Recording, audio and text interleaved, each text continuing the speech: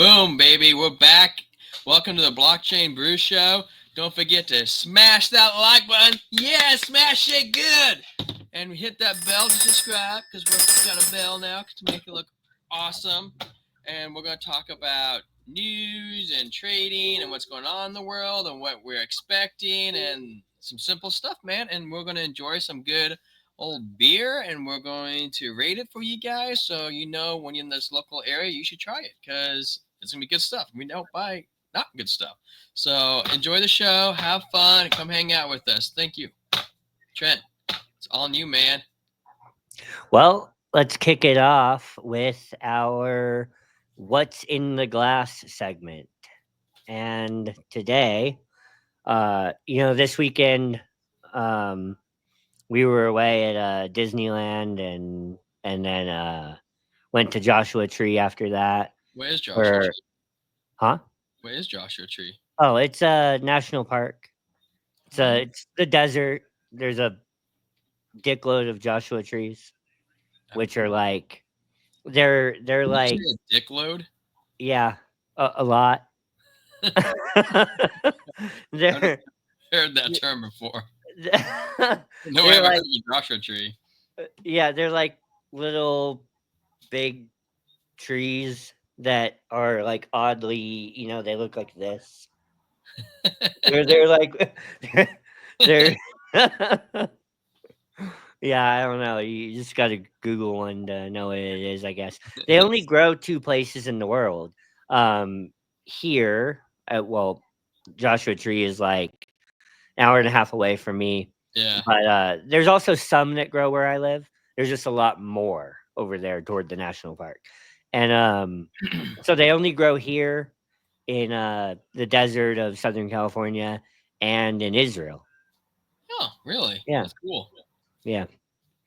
So, yeah, we did that. But while we were in Anaheim, I stopped by Monkish Brewing Company. I picked myself up a case, which is a case is 6 4-packs, and we don't need to talk about the price on that. about That's a matter. it's about $150 for a case, but who's counting? Did you And tell him you're gonna talk about it on YouTube? shoot, no, I didn't. Man. Now you have to go back and buy another case. Yeah, yeah, next time. Hey, but I did have a I think what deterred me is I had an interesting conversation with a guy in there, and that he said that the owner goes and flies himself to source the hops that they use. And so he'll fly to Oregon, he'll fly to Washington, he'll fly to New Zealand. Where there he'll is. he'll make a pit stop to go see Tyler in Washington. And he'll fly to New Zealand. And the example that the guy gave me was like, if he buys Citra hops, it's not all Citra is necessarily the same. He'll find the Citra from, or the Sabro or whatever hops or he wants to use in that beer. Um, he'll find them from a specific farm that he selects, and he'll try to buy out all of the Citra that's there, so that people that are trying to make you know mocks uh of his style, he'll try to make it to where they can't get the exact same hop that he got because he bought it all. My hop, not your hop. Right. So right here I got some Planet's Gotta Roll. That looks nice, man. Look at that can and that label. Is that reflective too? The emblems, symbols. A little bit, yeah. Yeah. What percent are we looking at, Trent? It's coming in at 8.3%, and it's a double dry hopped India Pale Ale. Double dry hop. So, Crack. Let's crack that sucker open, man. See some of that color. oh, and I picked up a new monkish That's where glass. the $150 went. And a new monkish glass while I'm there. Oh, there you go. Very nice. Styling. Don't pour it on yourself. Whoa, look at that color. That's thick. Thick, yellowish brown almost. Gold. It's not, it looks like almost like egg yolk color. Call that a color.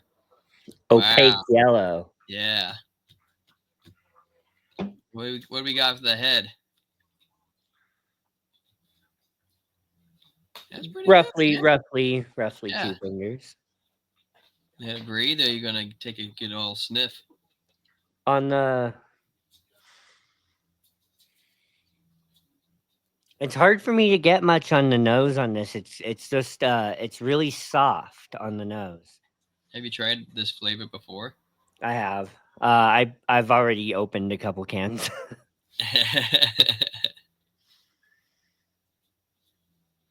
um Man, that's just really soft. I don't know what to say about the nose.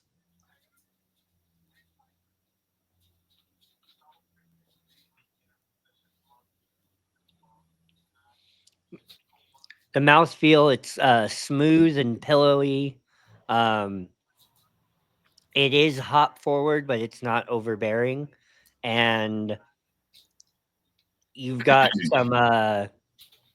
some some juice and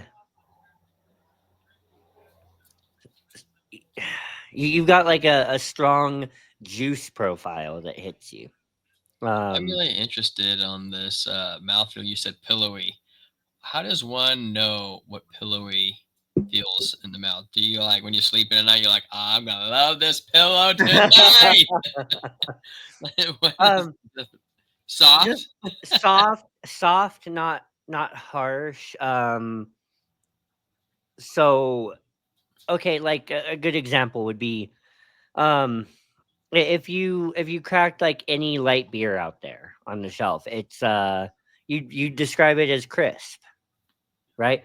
Which is a great thing to me if I'm barbecuing, if I'm eating some Mexican food, Oh yeah. um that crisp, this what I mean by pillowy is it's not crisp. It's like very it's almost kind of thick and soft. So, yeah, I'm getting some you know what this is? It's like it's have you ever eaten like petals of a flower?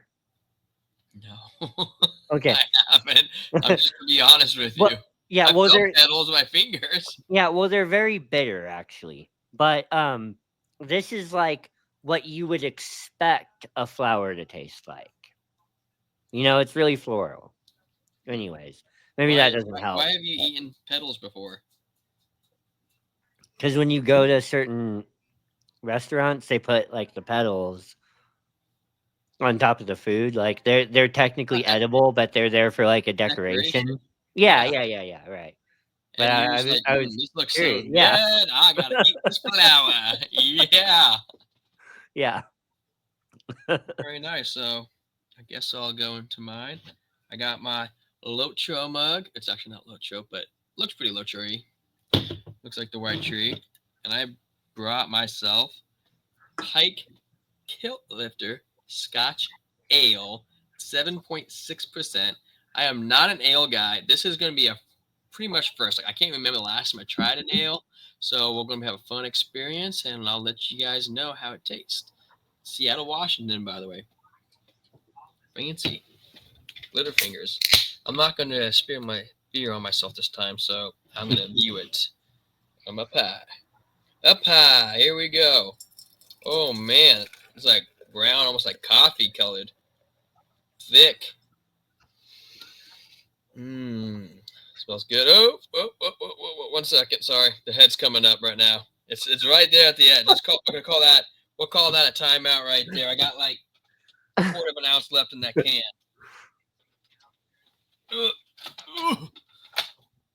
Squeeze over to the table. I got this. See if you can show you this brownish color. It smells very like yeasty, almost like no flavor at all, just strong yeast because it's Probably an ale, I'm assuming. Guinness. Is Guinness an ale? It's a stout. Stout. Yeah, What's how much of a difference is an ale from a stout? a lot. Really? I'm just. Kind of. It Well, smells I like a mean, Guinness. I'm just not lying. yeah, yeah. I mean, not that there's not overlap, but I'm sure it's probably the difference of being brewed. yeah. I'll, bottoms up, man. I'll let you know how it tastes, the mouthfeel, and all that good stuff.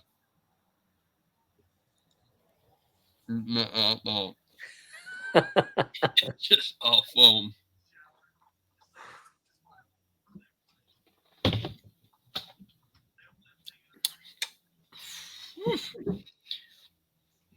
Um. Wow. Uh. It is very bitter. Kind of tastes like not pillowy, like cactusy. Right. It has a pretty good bite, but it's not like overpowering where you're like, I can't drink it. It's very, I don't know how to describe it, like almost like dark. Like ever had like black licorice, or if you gone from like regular syrup to like actual maple syrup, it's like Oh yeah. like it's almost like a non-sweet texture. Hmm. It's not. It doesn't have like that hoppy like punch to it, and that's probably because I'm not used to drinking ale. And Hmm. so, yeah, man, I wouldn't say. I'll let me try it one more time.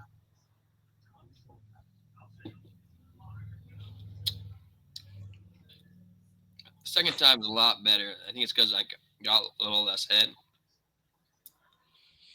It's still very bittery, but it's the first sip was harsh, but now it's got a lot more softness to it, where it goes down a lot better. The aroma tastes a lot better in my mouth, and I'm sure as I keep drinking it with most beers, it gets better and better throughout the night. So it's not so bad. I'll let you know at the end of the night what we're going to rate it, and I'll put it on my shelf with all my other cans. And eventually, I like to go on the show and show you guys all the different ratings in all the cans. Heck yeah. It's going to be good times. What do we got for us tonight, Trent? Well, headed into the market overview. I'm going to share my screen real quick. Share that screen. Share that screen. Let's go, Trent. Share that screen. So, It's not sharing. oh, I got to add it to the Just add page. it. Let's add that screen. Woo! Wow, that chart looks very scammy. Just straight up. I mean, things don't just go straight up forever. What are we looking at here, Trent? Hey, it's so funny that that's your reaction right away because it is scammy. It's the US money supply. Wow. That's just bad. Is that It, what the M2 stands for? Yeah, yeah. money. Oh, what? Wait, M2. What does M2 stand for? Well, it's like the data from the Federal Reserve about how much money is in circulation. So you've got how much liquid money is in circulation. So, cash and liquid assets and savings accounts. Um, how much liquid money is out there. So it's data from the Federal Reserve. You also have the global M2 money supply. Um, and I can show you that here in a second too. But what you're seeing right here, the further I go back to far left on my screen is back in like 2012, and I can extend it further. But look at that. I mean, what you're seeing here is the rate of money printing. And So that's why it's so funny that your reaction right when I popped it on the screen was, wow, that's a scammy chart. it does look scammy. I nothing was, go, nothing goes up forever and the bubble bursts, right? yeah, So exactly, and that just kind of shows you have they ever really controlled inflation with the dollar? no. No, not a single president's ever controlled that. At least, No. well, for however long we've had it, and you have to do the math on it. I think 1913, right, is when we started kind of moving into fiat, but I think we went full fiat in Nixon, which is 50s or 60s. Yeah. So we see here the all-time high for the U.S. money supply um, was back here in May of 22. We had all of that COVID printing, all of that quantitative easing, right? Guys, quantitative tightening is um, basically a pullback in uh, in money printing, in new money coming into the supply. Quantitative easing is basically money printing. It's an injection of new capital and new liquidity into the economic supply. And so at at the peak of all of the COVID printing was the all-time high on US money supply. And right now we're pushing up against that all-time high, right? We had a lull through here and we're on our way to possibly Money. set a new all-time high of of money. And so I'm going to show a different screen. Um let's see. Share this tab instead. So you should see that. Got you. So here's the global M2 money supply charted against the Bitcoin price. So you have the M2, the global M2 money supply, not just US, but all the money in the world, minus illiquid assets. So it's all the money in the world minus assets that are not very liquid. Say, bonds, treasury, real estate, Um, so in the pink line right here, you have the global M2 money supply. The white line is the Bitcoin price. And what we have right here, guys, is a new all-time high on the global M2 money supply coming in at a whopping $109 trillion. And the Bitcoin price is on a downswing right now. I do think we have bottomed though. Now I want you to notice what happened back in, let's go to September. Here's September 8th of 2024, right? We were getting ready to set a new all-time high in global money supply, and look at what the Bitcoin price did. It ripped from 57,000 up to 109,000 at its peak. So, guys, here's the point. There are actually three things that happen every 4 years, and they correlate with the Bitcoin cycle exactly. Obviously, one of them is the halving, right? Every 4 years, the emission rate, the amount of new Bitcoin coming into the supply gets cut in half. So during the 2021 cycle, there were approximately 900 new Bitcoin coming into the supply every day. And in last year's halving, which was April 20th, basically, for us, it was April 19th. But, if you lived in the Middle East or Asia, it would have been 420. So, um, so last year's halving brought that emission rate down to approximately 450 new Bitcoin coming into the supply every day. Now, obviously, many of us are well aware of the impacts of the Bitcoin halving, right? It creates supply shock. There's increased demand and a reduced supply that contributes to this 18 months long, give or take, rip that Bitcoin goes on after the halving. But there's two other things that correlate with a Bitcoin bull run. It's always during an election year, right? Um, and I don't want to get into all of the possible reasons for that because it gets a little conspiratorial, right? Like, was it planned that way? Was it engineered that way? And I tend to think the answer is no. Like, it was coded to happen every 4 years. And, we know that the financial crisis of 2008 was the harbinger for the Bitcoin white paper. Well, at that point, it just so happens that it's going to correlate with the election years now. Now, did Satoshi think about that when he did it? Maybe.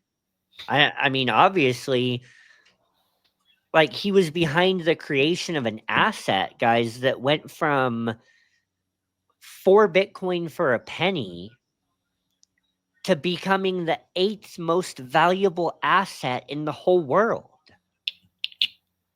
Like, can you wrap your mind around that? The 8th most valuable asset in the whole world.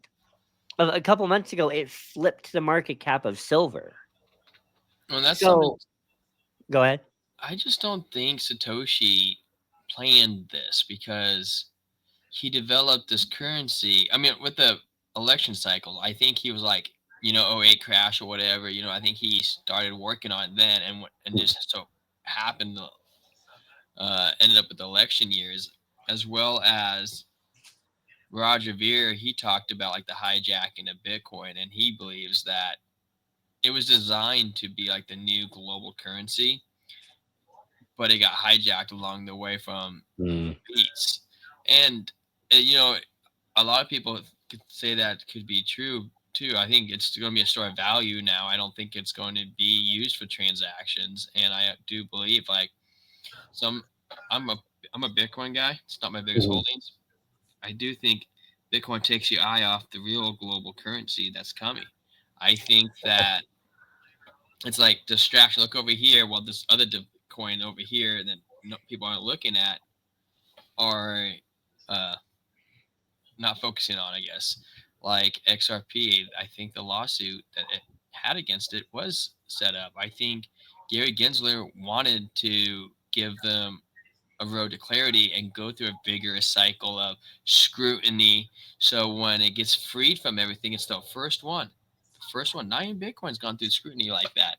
And it leads a path for other cryptos, and as well as if I'm looking at it, banks aren't dumb. Like, they do dumb things intentionally, and they're over there looking at XRP, and they're accumulating it. They're not gonna tell you how they're gonna accumulate it. I'm sure they're like, it's on a ledger someplace in the Middle East, and I'm gonna bring that ledger over. I'm like, here it is, ta-da! Here's our, we have it. We've been using it. At the same time, everybody usually follows the U.S., but XRP said that they were going to develop like they didn't even have the lawsuit, and they made all these partners with all around the world before they even got into the U.S. before they got that clarity, and now the U.S. gives it the thumbs up, where everybody else is like primed to use it. Yeah. Well, Bank of America, 100% of internal transactions running on Ripple. So shout out to Tyler's coin, not Trent's coin, even though That croc looks really new. does it? Yeah, I think that's a new croc with the XRP Army. I think that's new, man. I think that's new. New to you. It might be brand used, but it's new. It's new to you. Don't you dare try to take that. That Croc's brand used. So, we've got this rising M2 money supply, and right now we're setting an all-time high. on I it. just looked at your name. Oh, I don't know how that happened. I start calling you Tess from now on. N- n- Next time you start talking, I'll try to rename myself. Um, we we've got this new all-time high coming in on the money supply, and that's actually the third thing that correlates with the Bitcoin 4-year cycle. It's the halving, it's the US presidential election, and every 4 years the global M2 money supply is putting in new all-time highs. So, I mean, and and this is, for obvious reasons why this impacts the markets. If there's more liquid money in the world, guys, this is common sense. This is this is the basics of deductive reasoning and common sense.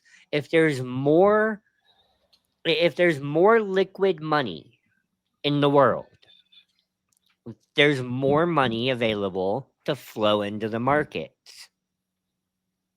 Right? That's not a hard concept to grasp. What is a hard concept to grasp is why this, I know I'm getting a little conspiratorial, but why this money supply booms like this every 4 years. I mean, it's not, you look back on the chart and it's not, you know, well, I mean, yeah, look at it. Like, look at it track with the Bitcoin cycle. Like, Well, I think too, is where I was talking about to you earlier about the try how it looked scammy. Everybody kind of thought when Bitcoin first came out, maybe it was a scam. But as you look at the dollar and you look at Bitcoin, the difference is that with inflation with the dollar, they can never not stop printing it, and they have no repercussions for it. And they always will need money because how it was developed. When you went to the Federal Reserve, which is a privately owned company, you borrow $1. Now you owe them $2, and then to pay the $2, you have to borrow $4. That's yeah. basically, and so it's never ending. So they always have to inflate, and they always have to raise the debt ceiling. It doesn't matter. They can't not stop it. Not just because the U.S. uses the dollar, but the whole world somehow got built on top of the dollar. And Bitcoin, as Trent said earlier, has a halving cycle. So it doesn't just go into forever. There is a max number of 21 million. And realistically, it's probably a lot lower than that, like 17, because people in the early stages didn't understand what they were holding and got rid of it because digital currencies weren't a thing. Like OneCoin. Yes, exactly. Exactly. So, that's my spiel on that. Basically, guys, this is one more reason for me that we've bottomed, or we're bottom-ish, and we're getting ready mid 2025 to have another big run, because global M2 money supply is setting in another all-time high. It did it in September and we had a massive run. It's setting another new all-time high now, and I think it's preceding a really big mid 2025 rip for Bitcoin and crypto. Um, Now, that being said, well, I'll Do you- get into the next part in a minute. What's on your mind right now with I the was market? just thinking about asking you, do you think that we're going to have a standard bear market? Like, Yeah. every 4 years we have a bear market, every 4 years we have a bull market. Do you think that we'll still have a standard bear market, or do you think with all this regulatory change that it won't be?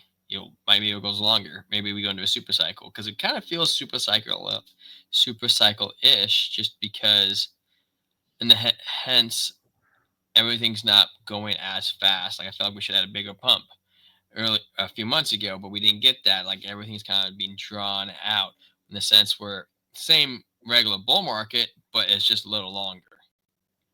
Yeah. I mean, history is king until the history is broken. So, to me,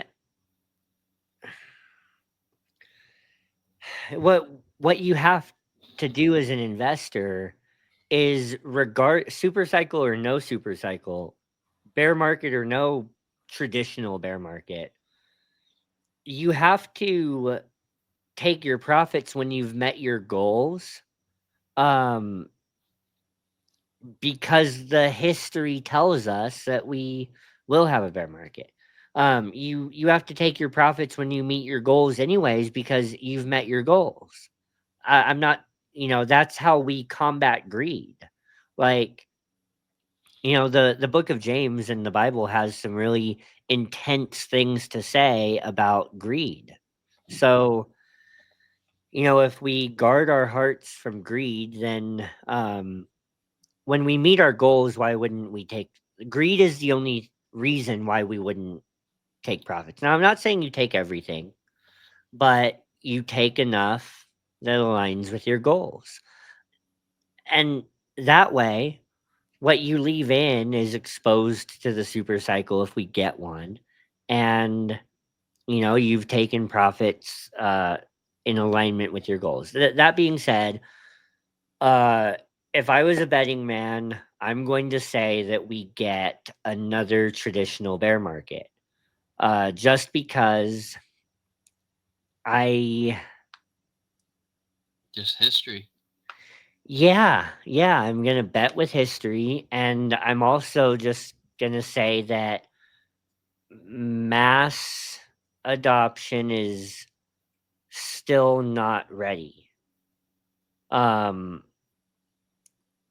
in other words, look, we think that these initial building grounds of government, the race of world governments to buy Bitcoin, and to accumulate crypto assets. Well, We you we know, think. Oh, go go ahead. ahead.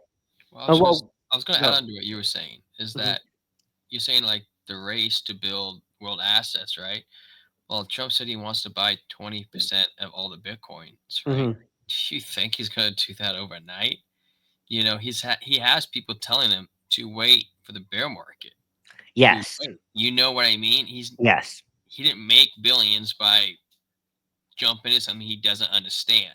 yes, He's surrounding himself. It might look counterintuitive right now because it's like, well, everything's dropping. Why? What is Trump doing launching a meme coin? You know, I can't really say it for that, but have fun. Though he's not an idiot. He knows these cycles. He has people surrounding him about these hmm, cycles. David Satz is in there. Who's the other guy that he has in there? Somebody else is on this chair that does crypto. It's somebody he sat on the H bar council, the head of the yeah. SEC. I think his name's Brad, but I could be wrong. But Um, then he has Coinbase, yeah, Brian Armstrong. Then he had the crypto.com guy, Chris, down there with him at the crypto summit. And you know that he had I was gonna say Charles Hoskinson was there, but I don't think he was. But right. though, Charles has reached out to him. He has Hmm. all these crypto gurus around him. And you don't think Charles Hoskinson, Chris from crypto.com, you don't think Right, Brian, Garling yeah, House. Brad Garling has like these people know about the bear markets. Trump knows when to buy this stuff on the cheap. He's not gonna buy it in bulk when everything's pumping. Yeah, he's not gonna Probably buy 20% of the Bitcoin supply at all-time highs. and he probably pushed like the rest of the world down, Yeah, or he buys the cheap stuff, where they can't afford to right. buy it on the dip because Trump's buying it all and he's pushing everybody else down. Yeah, These tariffs, like he said, will hurt in the short term, but will gain so much success in the long term. And he's doing stuff behind the scenes, guys. right. And, to my point, like, the race of world governments to accumulate Bitcoin and crypto assets, we think that that's the thing that points to a super cycle, right? when in reality, it almost seems like that's the um, prepping ground for the future super cycle, right? Like, guys, the social security, like the things that Elon Musk and the Department of Government Efficiency are finding out about how the behind the scenes processes of our government work, they're still keeping paper records of things. Guys, the super cycle is not going to happen because Trump is adding Bitcoin to the balance sheet. The super cycle is going to happen because the government is now putting everything on blockchain, and voting is happening on blockchain, and social security records are, being kept on blockchain, and it's going to be the actual behind the scenes integration of blockchain with everything in the world, where you it's seamless. Web 3, Web 2, and Web 3 are seamless. You're using things every day, and the common person doesn't necessarily understand that it's crypto per se. It's just normal Yeah. to them, right? That's when the super cycle is going to happen. So, guys, I think we're getting another bear market. You know So, what's interesting about that too is like the world's not really, like Trent said, ready for like crypto. We all know where it's going. And to my point to this is I should have gotten crypto in like 2015 or 2013. I thought about it.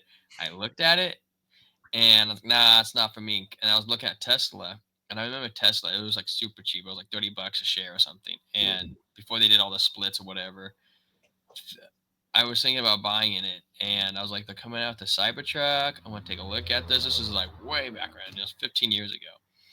And I was like, I want to see the review of it and see how it comes out. And when they did their first trailer for the Cybertruck, and I'm not talking about the Cybertruck, I'm talking about a semi Cybertruck. Like, this is mm, a long time ago, and they were talking about this. And they did like the trailer or the show, whatever you want to call it. The stock like didn't move at all. It kind of dumped. I knew nothing about like sell the news or buy the rumor, sell the news or any of that. And I was like, the world's not ready for this. I'm not interested in getting in at it. But I didn't have the hindsight to get in before everybody else. Yeah, mhm. I would have had to wait 10, 15 years, but I would have made so much money if I got in before everybody else. And I knew the world was going all tech. I knew it. So this is your time right now is to get into some crypto and play around with it, have some fun, because we all know where the world's going. If you're watching this channel, you know crypto's the thing. That's why you're here looking around, looking Yeah, crazy. absolutely. Anything else on your mind with the markets? Um, Not anything off the top of my mind. Us, we're gonna go into my coins picks. Yeah. If that's what you're leading into. Yep. Yep. Well, I am gonna pull it up. Give me a second. I'm using my crypto bubbles to kind of keep an eye on things that I've been watching. I had I own it, and it's doing pretty well today. Is Beam, reason why I bought Beam, it's up 10% today, so I wouldn't say it's the best day to buy it, but because it's pumping, that it's a gaming coin. And the reason why I picked Beam is because it doesn't target like a specific game. Beam hits like a broad variety of games because we don't know like the one company that's going to do crazy well. Like last time we had Axie Infinity, and we don't know what's going to be it this time. And we Gala Games did really great, but I don't know if there's two founders are still having a lawsuit with each other, but if they are, it's just not super ideal for a company to do that. Plus, Gala Games is crazy inflationary. I couldn't tell you the It amount, really but was. yeah, it's just crazy inflationary. So it's hard for it to hit the same market uh, price because there's more coins that exist. And Beam's kind of fresh. It's new. It hits a broad variety of games. and I think Beam could be a good pick. Maybe wait for a couple of days and see if you can catch it on a dip. I don't know. That's something that I really like. And another one, my friend Elliot Trades does is Super. I like Super because it does a lot of partners up with games. I couldn't tell you the full details of everything it does, but I've seen a couple games come out that are using like skins and they do publicity for them. And plus, you got Elio behind it, so you can. I mean, that's a great pick too. But it's not, and it's in pump today, so like Beam, so you might be able to get a better price on that. And then Crow, I love my crypto.com. So they did pass the mint of the 70 billion tokens, which I think I mentioned before. And I've been trying to figure out kind of like what would be more positive about this because, crypto.com still not idiots. They were at the crypto summit and obviously he's talking to Mr. President Trump about crypto and possibly I think they're making a place in New York where they can now technically be called a U.S. company. So you might be able to get out of the zero capital gains tax um, if that gets passed, which I do believe it will, is that the market cap changes. And I didn't quite think about that before. And they're trying to push themselves up in the market. And technically, it's not like it's almost kind of cheating, but it's not how you look at it. So as they mint new tokens, the tokens go into circulation, but they're held in the treasury. And because they're being held in the treasury, it actually is going to pump the market cap up.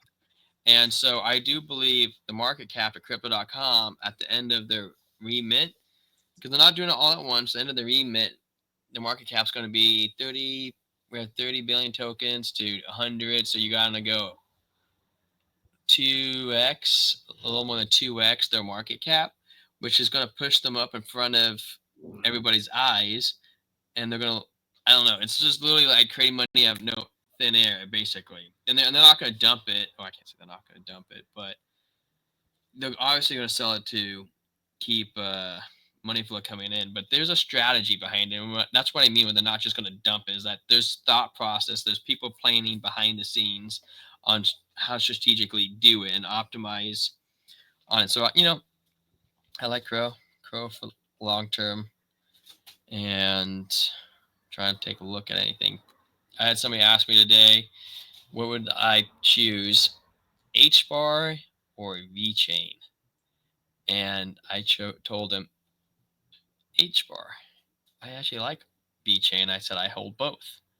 I actually hold more H-bar than V-chain, and it's pumped more than V-chain. But I think because H-bar is also a U.S.-based company, that if they pass the no capital gains tax I just mentioned, you could get more out of H-bar because of that. So it's like almost a double dip compared to VeChain. Though if you hold it short term, I don't know the specs on that. But VeChain was a Chinese-based company, and they moved to another country. I can't remember the exact country they moved to, but H-bar. There you go, here, Derek. H-bar is the one coin that, no pun intended.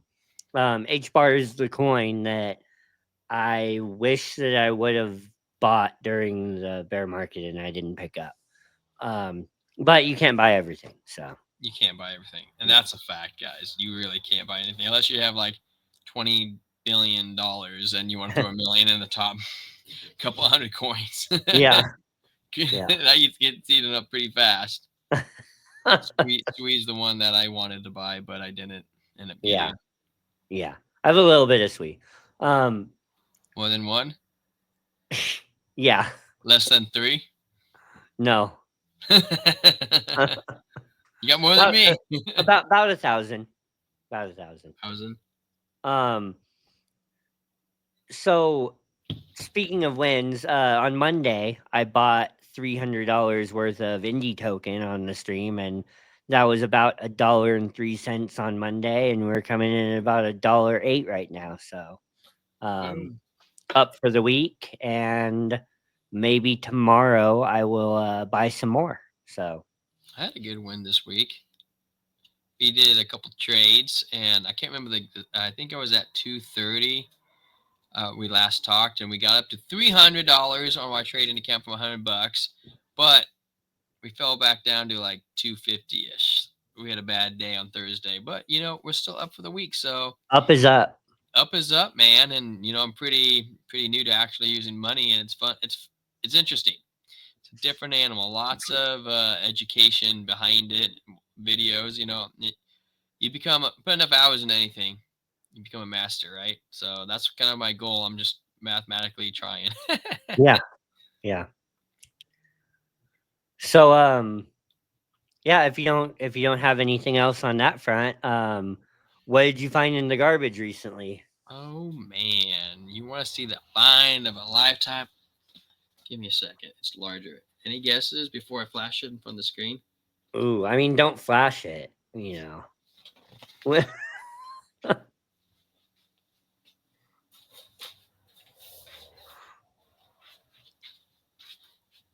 You didn't guess. uh shoot, okay. I'm gonna say it's wearable. Nope. It's a pool floaty. Ooh, nope. Uh it's a beer.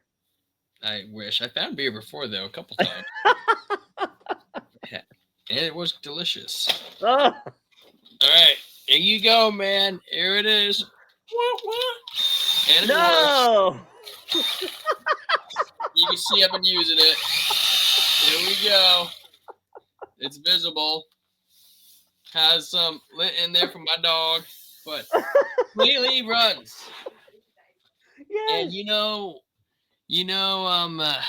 that Dyson. It's a Dyson. You know why they got rid of it? Why? Which I did get the charging cable for this one compared to the soundboard. I didn't get the cable.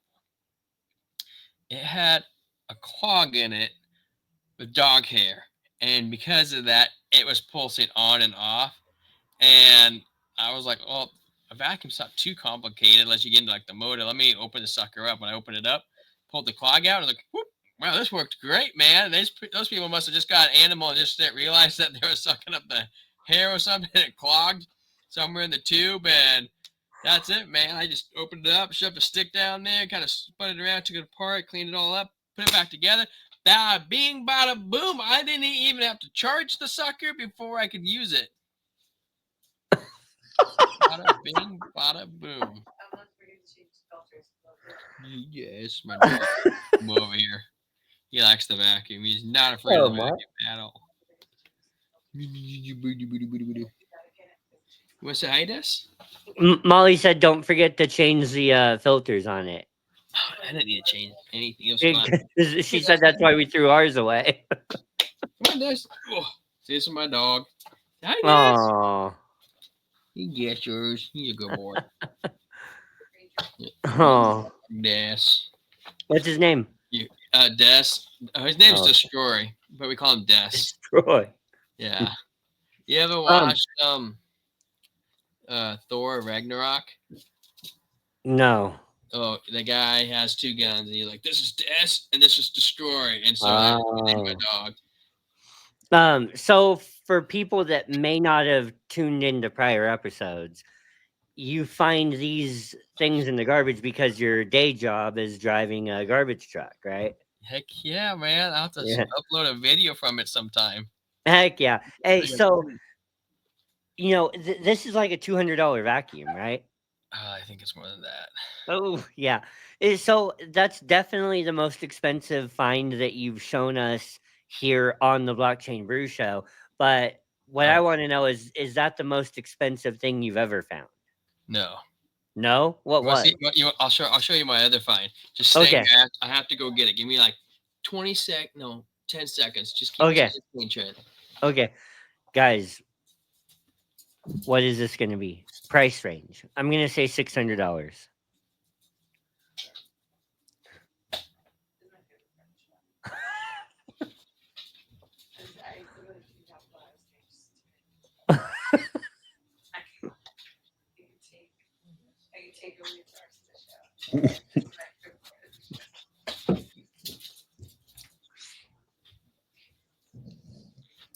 What could it be? What could it be?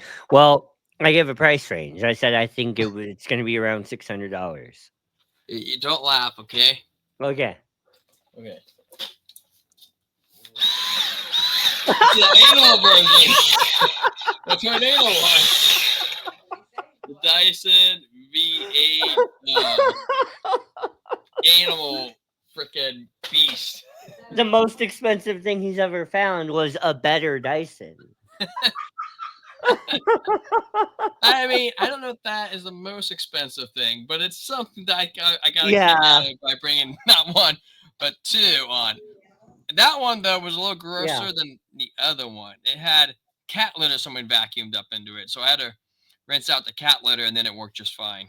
Got you. Okay. That was a pretty good find, though. I think that one right there is like a 550. Yeah, yeah. 470 Molly pulled up, but probably when it was new, yeah. I mean, well, it's a V8 Absolute. A V8 Absolute. V8 Absolute. What's funny too, Trent, is I found 3 of these. What? 1, 2, 3, 3 or 4 of them. Hey, watch this. Is he going to get a third Dyson?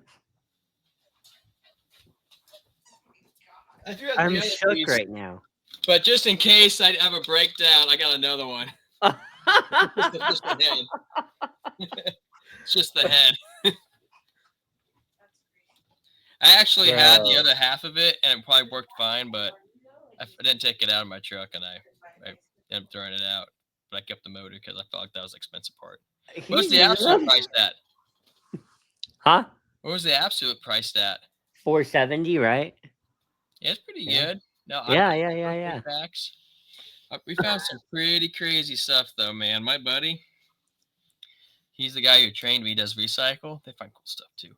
He found in the saran wrap an iPad, like 2 iPads. Whoa. And he said he sold them the same day.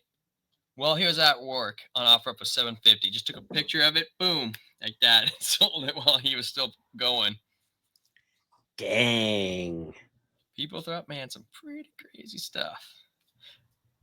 Yeah, there's other cool fun I want to bring on the show, but I'll do it next time. Next time finds. At my old job at Blue Beacon Truck Wash, we were the best thing we ever got was a truck driver leaving us a case of Monsters for the break room.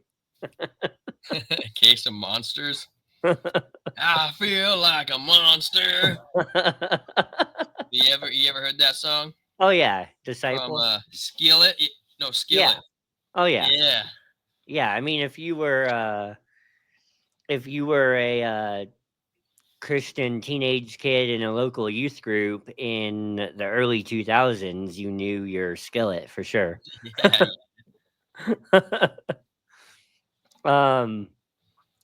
All right. Well, let's move on to Cardano Spotlight, and I'll share my screen again while we do that. Oh my gosh, ADA's down 20% after you said that. I'm going to come over here to I'm going to come over here to Tap Tools, and on March 19th, they posted ADA is now the 5th most trending token globally. Are you able to share interest? Your screen, Trent? Huh? Are you able to share your screen while you read that? Oh shoot! Because that would be sweet. That would be sweet, man. Add the stage, got you. The ADA is now the 5th most trending token globally, as interest in the ecosystem continues to rise. And interestingly enough, it's out of order with, or one could say it's in the right order with XRP coming in on top. But these are the same 5 coins that Trump included in his U.S. strategic crypto reserve. We've got XRP, Bitcoin, Ethereum, Solana, and ADA. We scroll up some more. They posted on March 19th that ADA's 24-hour trading volume surged past $1.12 billion, up 63.84% as market momentum accelerates. So guys, trading volume has actually stayed really high, even as the price has kind of trended sideways. So, you know, there's a lot of volume being traded on ADA right now, and I really do think that's gearing up toward something really big for the ADA price. If we scroll up some more, March 20th, Cardano whales have purchased 190 million ADA in the last 24 hours. And let's see, what else do I have for us? I think there was one more thing.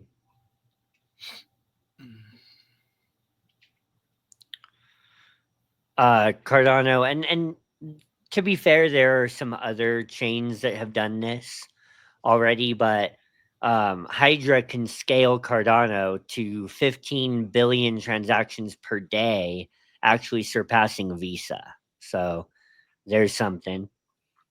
And yeah, here we go. This is a really big one to me. Um, the Cardano treasury now holds over 1.7 billion ADA, one of the largest on-chain community funds in crypto. And that phrasing is really important, guys. One of the largest on-chain community funds, that because of Voltaire, the next era of Cardano with decentralized government, we're in Voltaire right now. Um, we have the only uh, truly decentralized form of government in all of crypto. And guys, it's out of the hands of Charles or any other person. And he even burned his founder key, or whatever that was, let that basically had in the past let him uh have a greater degree of control over the ecosystem and over the chain. And so he Charles doesn't even have that anymore.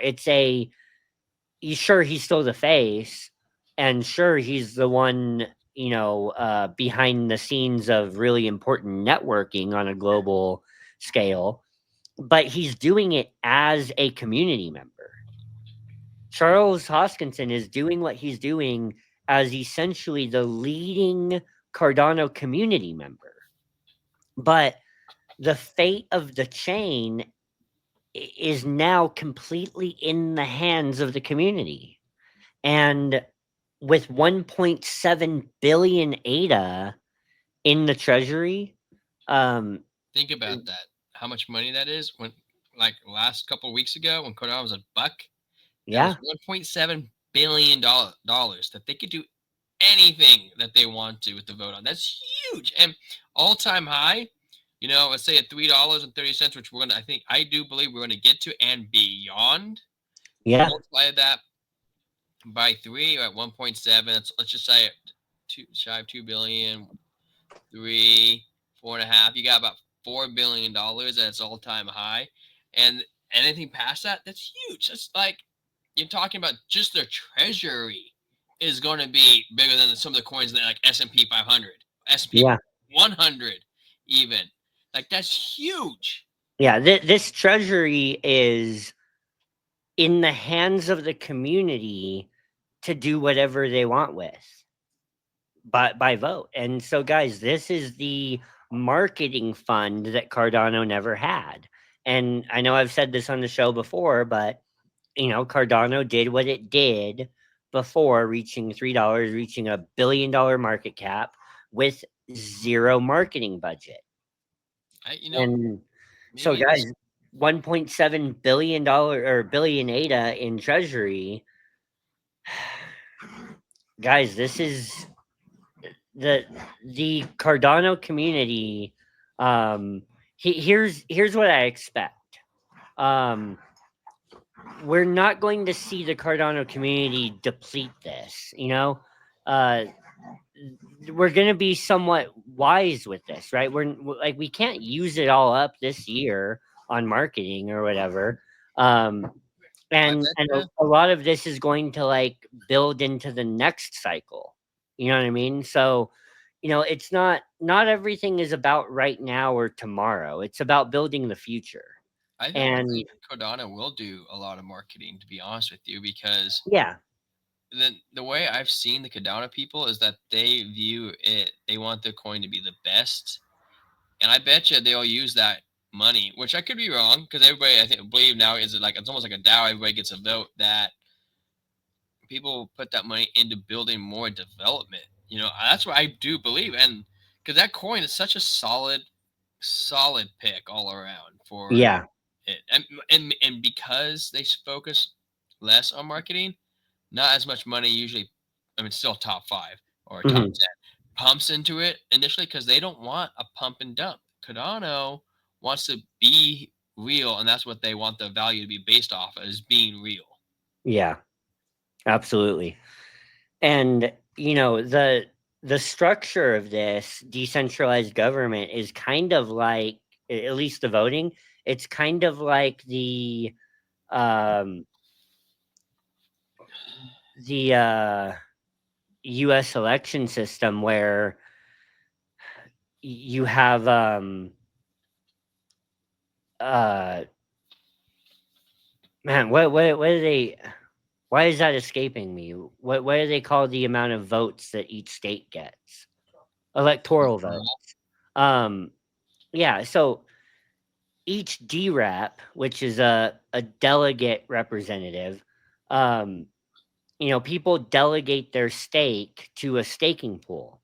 And the stake pool operators now have the option, and most of them have taken that option, unless you're talking about old stake pool operators that aren't really interacting with the network anymore, right? But the vast majority of stake pool operators are also DRAPs. Um, these are the representatives. The Someone representatives of fired on my woo. street. But these are the delegate representatives that actually vote on the proposals, and they vote on the amount of influence that they have in their vote is based on how much ADA is delegated to their staking pool by, you and me, if you stake your ADA and delegate it to a pool. So, definitely the larger stake pools have a bit more vote, so uh it isn't just a one for one vote out there. And I think that's a good thing, because you have the stake pool operators that have been the most involved with building on Cardano up to this point, that have the best temperature on what we really need.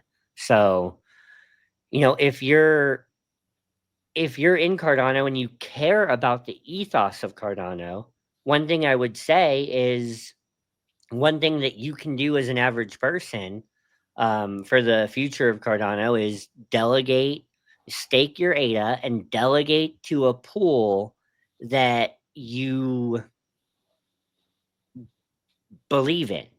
And by believe in, I mean you Prince Pool. believe Put that it in the Prince Pool. That's where you want it. No, I Prince don't have a Pool. pool. I don't have a He's pool. shilling No. his own. He's shilling his own Cardano pool.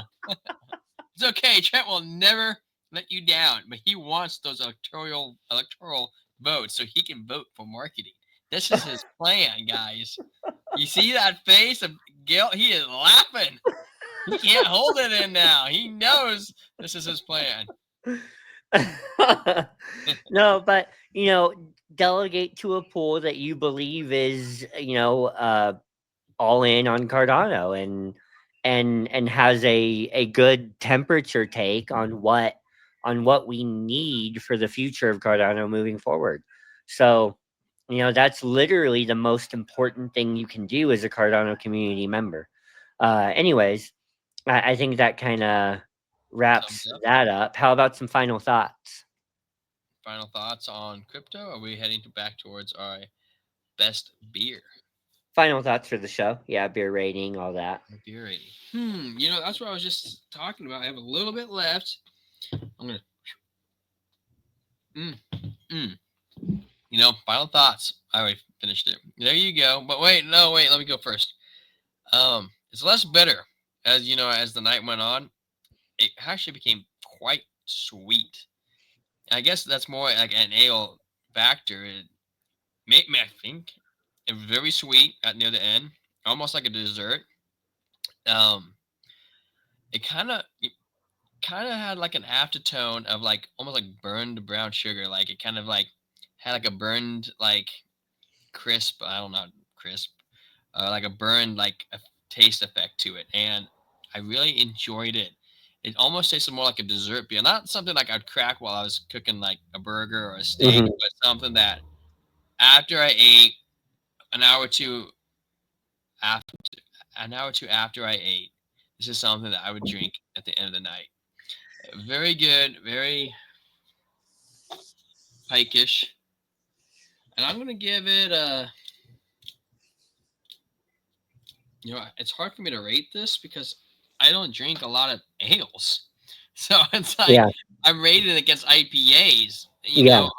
I'm gonna put it in an ale category and not a hazy category. And Mhm. as a first, I actually thought this was pretty good.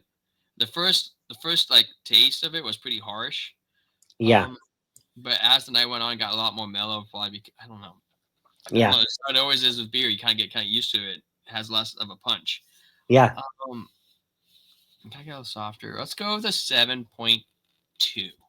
yeah. 7.2, So which I feel like is fair because I don't drink ales. I right, just, but I thought it was very enjoyable, and anything above a 5 is something that I would be willing to buy again. yeah. So beer in general, like the character of the palate changes a little bit as it's been out of the fridge and it's warmed up, a little bit closer to room temp.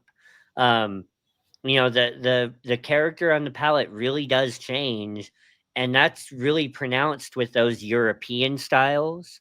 You've got a Scotch ale right there with those European styles and the Belgian beers, like Belgian style beers, a Belgian triple or a Belgian quad.